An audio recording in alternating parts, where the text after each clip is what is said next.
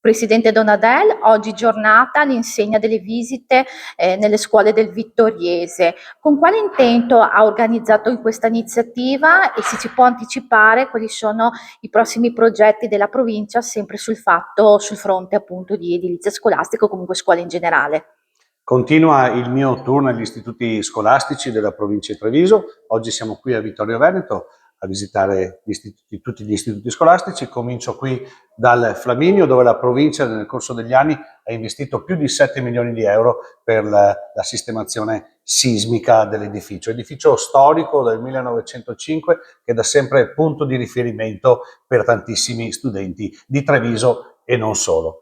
Prossimi passi della provincia sarà quello di continuare ad investire sugli istituti scolastici. Tanto è stato fatto nel corso di questi ultimi anni con più di 100 milioni di euro di investimenti, ma l'attenzione ovviamente verso i nostri ragazzi e verso i nostri istituti sarà sempre alta. C'è un augurio che si sente di fare alle scuole, agli studenti?